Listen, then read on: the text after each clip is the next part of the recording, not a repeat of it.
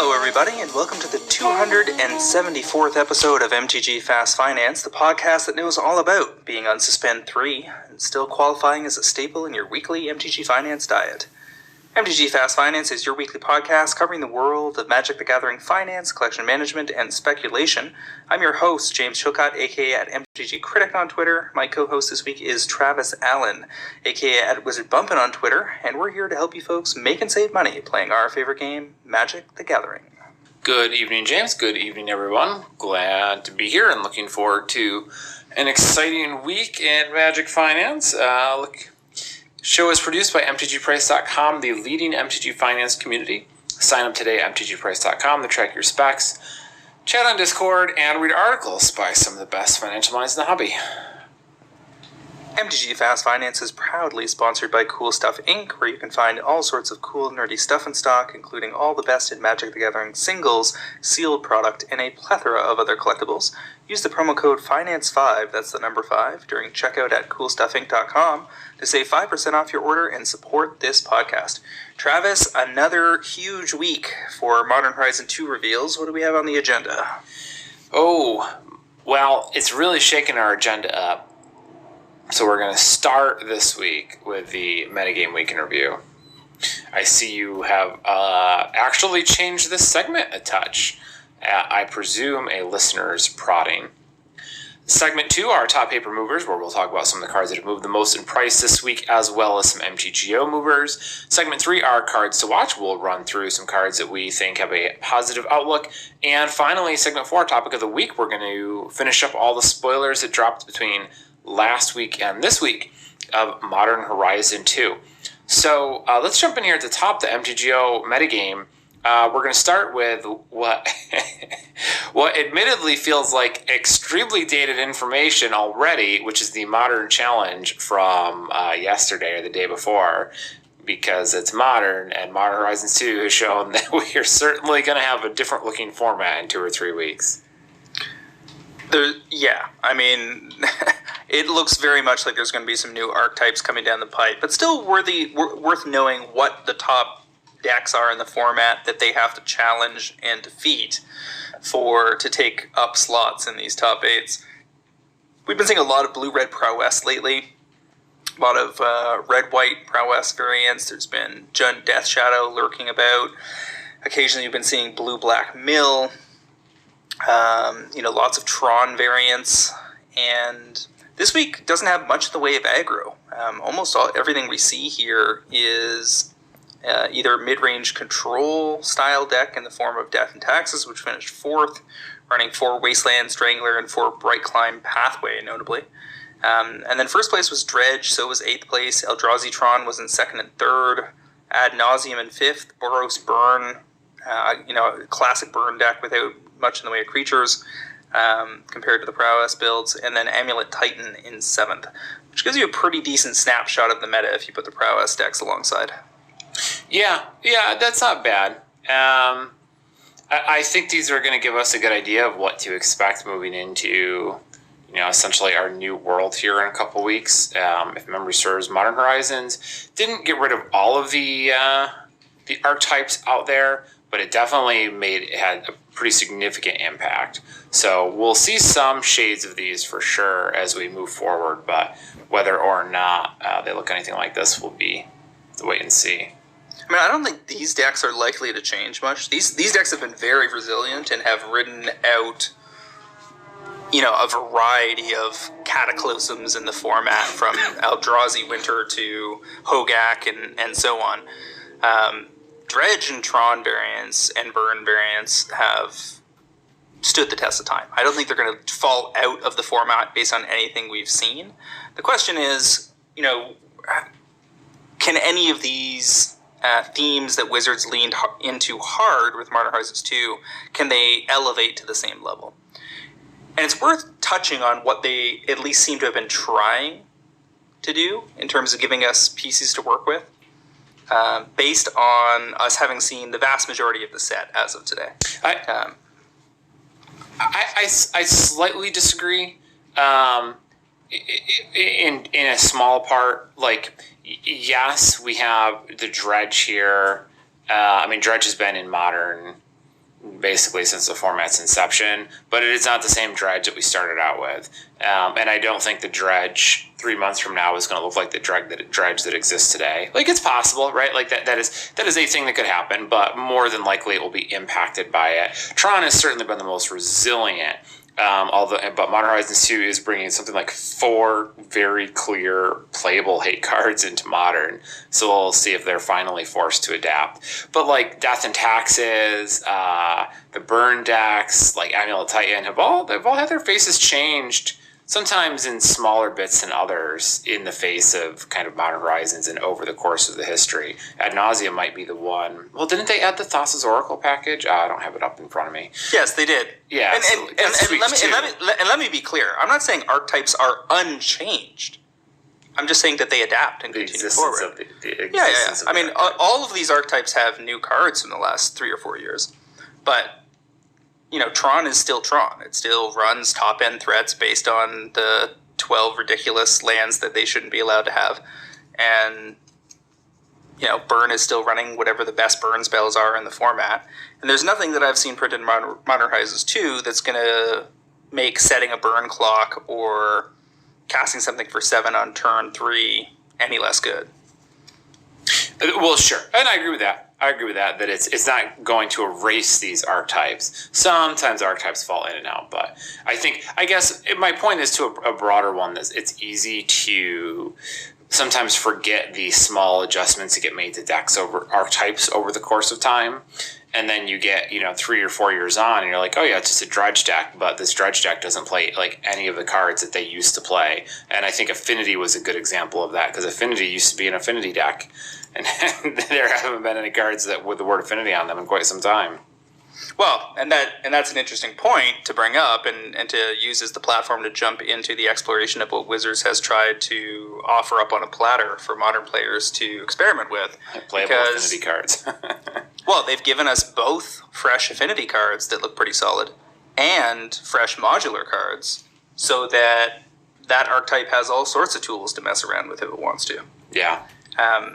Since we last talked, they revealed Arcbound Javelineer, which is a 0/1 modular for 1 white, where you can tap it to remove X counters from it and deal X damage to target attacking or blocking creature. So kind of a worse but cheaper walking ballista that has can only affect opposing creatures as opposed to killing players off. But it's still a modular creature for 1 in the colors that they have now positioned to potentially be used to renew this archetype. And what's important for modular is to have as many creatures as possible in the 1 drop slot, since their 2 drop slot is largely dominated already by Ravager and Ballista and Hangerback Walker.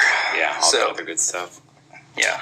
So they also coughed up, as you mentioned the word Affinity, they coughed up Ethersworn Phoenix, which is more of an EDH affinity card. It's got affinity for artifacts. Cast 7 white-blue 4/4 flyer with Cascade. So it's going to cascade into something for 6 or less. 8 or less. Yeah. Since it costs 9. That's definitely an EDH side thing. But they also showed us Thought Monitor, which is basically Thought Cast on a stick. This is 6 and a blue for flying affinity for artifacts, construct, 2/2, and when it enters the battlefield, you draw 2 cards. So if you got 5 artifacts on the battlefield, this thing costs 2, and you get a 2/2 flyer and 2 cards. You're trying to get into segment 4 already here, and we're only in segment 1, James. Well, I want to go over the archetypes that have been thrown on the table. As the follow-on to talking about what happened in the Modern Challenge. So, I mean, they're certainly trying to get something going with Affinity. They're certainly trying to put Enchantress back on the table by giving us the most busted Enchantress card ever. Yeah. But I don't know about that, but also you say back on the table, but it hasn't been on the table in Modern since the form. I don't think I've ever seen a playable Enchantress deck in Modern. Well, there's been Enchantress decks for years. They're just fringe. Well, and you said playable. You said bring it back. You said bring back Enchantress. It's like it was never here. It was never. Well, here. But to my mind, what happens with an archetype is people put together a list. It top 8s once. Everybody goes, "Ooh, look what happened," and then you wait to see if it happens again. and often it does not. And so when I say it falls off the table, that's what I'm referring to. There have been Enchantress decks that have played top 8s in major tournaments. That happened. Yeah. And you can argue that boggles and decks like that are forms of Enchantress in the sense that they look to compound the number of cheap enchantments that they put into play. I guess I'm Voltron being pedantic tonight. Yeah, Voltron a threat and swing in there. But the point I'm trying to make is that Sithis Harvest Hand is at bare minimum a super commander staple. This is a green and a white 1/2 legendary enchantment creature Nymph. Whenever you cast an enchantment spell, you gain 1 life and draw a card. So you've got life gain, card draw, and it triggers other enchantment matters cards because it's an enchantment itself. Only downside is it's legendary. And that wasn't even the only one they gave us. And they gave us a bunch of other Enchantress style stuff. Solitary Confinement was dropped into the format. There's a bunch of tools for Enchantress decks to play with. Do I think they're likely to make be a top tier deck? No. But it gives it a greater chance to be fooled around with at FNM. And those cards are also going to be casual favorites and EDH staples. Oh yeah, some of those for sure. We'll do that work. And I mean, the Enchantress is a good example of something that's going to make an effort at showing up at competitive tables. Whether or not it succeeds is another question. And then also pump a lot of new cardboard into Modern or into EDH. There's some pieces in here that make it look like they want mono black to be a thing. There's some stuff in here that makes it look like they want Reanimation to have a fresh shot. Reanimation for sure. It looks like there is a pretty good chance that the Suspend cards are going to make their way into a powerful deck. Hard to believe Green Yogg's Will on Suspend, Demonic Tutor on Suspend, and Soul Ring on Suspend. Some combination of those cards will upgrade an As Foretold or Electro Dominance deck into something playable. I mean, I'm just chuckling because you mentioned As Foretold and Electro Dominance. Is like, well, you want to talk about cards that I went to investigate today? I'm like, maybe As Foretold, I'm pretty sure is already gone. But let me check in on Electro Dominance, and who boy did that price move recently? I've sold almost a dozen foil As Fortolds near 60 in the last week. Yeah. They sell within a few hours of putting them up. Mm-hmm. I believe that. And even the Electro Dominances have jumped heartily recently enough that you can't possibly talk about buying them. So, I mean, and that's just covering the impact that MH2 seems to be poised to have in terms of pro-offered archetypes. That's not even to talk about a bunch of the individual cards that are just going to slot into existing archetypes or modify them, as opposed to being build-arounds. So it's looking like a pretty exciting set. And so far, I haven't spotted the Hogak, but we can talk in a little bit about maybe the top 3 candidates. Maybe when we get to the end of the cast. Yeah, for now, we'll jump over, and instead of looking at Legacy or Pioneer this week, at the prompting of a Pro Trader or two, somebody had asked me in the Pro Trader Discord this week, why during metagame do we never talk about EDH if that's the most dominant format? The answer to the question is we do. We just don't do it in that segment. Typically, the entire rest of the episode is EDH. Well, yeah, and it also, I mean, the core focus often in the specs portion of the week, cards to watch, ends up almost inevitably hinging on level of EDH play above all else. And certainly that's been true for the last 18 months. So it's not like we ignore it. It's just not something we have highlighted specifically during the metagame week in review, primarily because we're looking at Magic Online results, and looking at EDH results in Magic Online isn't a thing. However, there's certainly no harm in it, and given that everything's going to get shaken up shortly here, might as well review what EDH Rec tells us are the top commanders of the month, since there have been plenty of specs that have already taken off on some of these, and others that will lag. So we'll dive in and see what this data has to recommend for us. In the last month, top commander by a decent margin, is Osgear the Reconstructor. This is the 4/4 from Commander 2021, which was the Strixhaven adjacent commander decks that are the annual commander decks, where you get 5 instead of 2 or 3, and they tend to have more new cards than the other ones do. Osgear has got people excited because it lets you kind of take a fresh approach to a Boros deck where you can focus on bouncing artifacts in and out of the yard. So it's a 4/4 with Vigilance. You pay 1, sack an artifact. It gives Osgear +2/+0 to end of turn.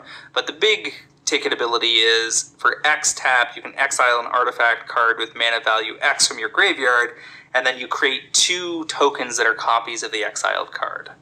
So you drop a Soul Ring, you find reason to gain value by getting it into the yard somehow, or maybe somebody just killed it, and you use Osgear's ability to exile the Soul Ring from your graveyard and get 2 Soul Rings back and give yourself a ramp boost. Now you can do that with any number of mana rocks, but you really start to get combo-tastic and tricky when you start fooling around with the more combo-oriented artifacts that do things in the mid and late game. Or get huge artifact creatures, Phyrexian Triniform or something, and put 2 of those into play after one's dumped into your graveyard from somewhere. Osgear's pretty nifty. He gives Lorehold some interesting options to play with in a way that they haven't had as much in the past. We saw him push a couple artifacts. I think, if we're talking about what Osgear's going to do in the long term, he'll probably drop down to a middle of the pack, maybe slightly better than that. The Commander, he's not going to hang in the top 20, I don't think, beyond another 2 months or so. Interesting. I'll bet you he stays top 10 for most of the rest of the year. Well, I don't know, with Modern Horizons too. Interestingly enough, that's a tough sell. There aren't that, we can get into this a little later, but there aren't that many fantastic new commanders in MH2. No, there aren't. Which is a little surprising, actually. I was expecting more. I'm thinking that, I'm not saying Osgear's going to drop into the middle of nowhere, but I'm going to go with he won't stay within the top 20, so you don't need that many out of Modern Horizons to add the pressure. I certainly expect a big dragon, either Tiamat or Bahamut, to be a favored dragon coming out of the D&D set. And then we'll certainly get some interesting stuff out of the 2 doses of Innistrad block sets that we're getting in the fall. I can't remember if we're getting 2 sets of commander decks around to accompany those, or just 1 for both. That's certainly worth following up on and reporting back. Yeah, I'm not sure either. Could not tell you. Second most played commander, and it's pretty close. Osgear's 1,000 in some decks, and Veyron, Voice of Duality, is about 900, so very, very close. A Freet Wizard 2/2 for 1 blue-red. Magecraft, whenever you cast or copy an instant or sorcery spell, Veyron gets +1/+1 until end of turn.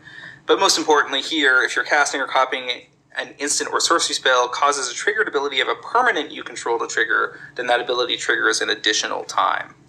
So anything else you have, like say you have an Archmage Emeritus on the battlefield where you draw a card when you cast an instant or sorcery, you would draw 2 cards. So you get 2 or 3 things that care about spells being cast into play, and Veyron makes them real nasty. Yeah, he's pretty cool. She is nifty. I like the Commander. Again, strikes me as a type of card that will be decent-ish popular, but not runaway popular. It's a very narrow deck. You have to build a deck full of instants and sorceries and permanents that trigger on them. So that's going to just lead you to a lot of very similar card choices, which is kind of what keeps, I think, a deck from being a top 5 or top 10 commander. Because the way it plays out isn't varied enough? Yeah, you can pick up, Traxa, right, who just proliferates every turn and has 4 colors. So there's so many ways that you just off the top of my head, you can build poison, you can build planeswalkers, you can build creature counters, you can build artifact counters. tokens, right? There's a lot of different various paths, and within each of those paths, there's a lot of room. But Varen is like, you have to fill your deck with like 30 instants or sorceries, and you have to also put in a bunch of permanents that trigger when you cast instant or sorceries. Those are such narrower card choices that it just doesn't give you the breadth of options that the all-time great commanders like Golos do. Speaking of Golos, still third place 2 years later. 740 decks in the last month. And then Atraxa is in fifth. One of the top 5 commanders of all time. I think if we look at commanders top by past 2 years, Golos number 1, Atraxa number 2. Yeah. Both over 5,000 reported decks just on EDH Rec. And I don't see that flinching. As you said, they're both both commanders that are so flexible. Like Golos is just the 5-color do whatever you want commander. Yep. And as you said, Atraxa happens to embrace a bunch of the most repeated themes in Magic's history. So she just has so many tools to play with. Right. And is in fact the only commander I have built 2 different ways. So I literally have a long box. Fancy long box that has my copies of various copies of Atraxa in the front, and then it has the Planeswalker build, and then the creature counter build, and I just switch them out as I see. That's kind of funny. As whimsy determines. Right. Yeah, it's kind of funny. It's just the way that it shakes out that it's not that either, Atraxa is pretty powerful, but she also has a lot of options. And Golos is like, it's not even like he's a particularly fascinating commander. He's just useful at what he does. Both Golos and Atraxa are commanders you can not cast the whole game and still be fine. Yeah. Which is also like the least interesting thing your deck can do, but I find like Atraxa Planeswalkers, there's a lot of turns where casting Atraxa is not the best thing I can be doing. Mm-hmm. It does seem like the type of, with Atraxa, like you've kind of run out of steam, or you've built your engine, and now I don't have anything great in my hand. Like now, I guess I'll run out of Atraxa because I played out most everything else. And Golos is like, it seems like he's the type of card where you wait until you might cast him maybe on turn 5. Right, let me look at him because you cast him on turn 5 for the ramp trigger, and then he'll die, and then you'll wait until like turn 14 when you have a ton of mana and everyone's kind of run out of gas, and then you cast him and start activating him. I mean, Golos play a lot of ramp, so you could be casting him on turn 3 pretty easy. Sure, 3, 4. Yeah, you cast him the first time as soon as you can, and then you revisit him later on. Maybe. And then our 4th place commander is Lathril, who's at pretty much neck and neck with Golos and Atraxa. And Lathril is the top commander out of the Kaldheim commander decks that came out in January. Lathril is 2 black-green for a 2/3 menace elf noble. When she deals combat damage to a player, you create that many 1/1 green elf warrior creature tokens, and then you can tap Lathril and tap 10 untapped elves you control. Each opponent loses 10 life, and you gain 10 life. So, Elf Ball, just fill the board with elves, and then kill people with the 10 life trigger. Presumably by making Lathril hexproof and or indestructible at some point along the way. Yeah, or at least giving her haste somewhere. I continue to be mildly surprised at how popular elves are in EDH. It's just, elves are a very versatile tribe, but at the same time, it's still all elves. But there always seems to be an elf deck hanging around the top, or if there's not, it's not long before another one shows up, another set or two, and they get, commander gets several weeks in the top slots. People sure do like that creature type. Rounding out the top 10 quickly without delving into them too deeply, Corvold, Fakehurst King, the King of Sacrifice, Yuriko, Tiger's Shadow, the Ninja Commander, Extus Orc Overlord being the top commander out of Strixhaven proper as opposed to Commander 21. And then Kenrith, the Returned King, is one of your other 5-color commanders that you can basically build in similar fashion to Golos, and then the Dragon is your 5-color dragon commander, who is likely to see even more play as the summer goes on, and we get a bunch more dragons in D&D. Yeah, when Tiamat shows up. Mm-hmm. And various other dragons, most likely, given that it's the namesake. Normally you would expect to get a black, red, green, blue, and white dragon at minimum in a D&D set. Yeah. Yeah, it's interesting.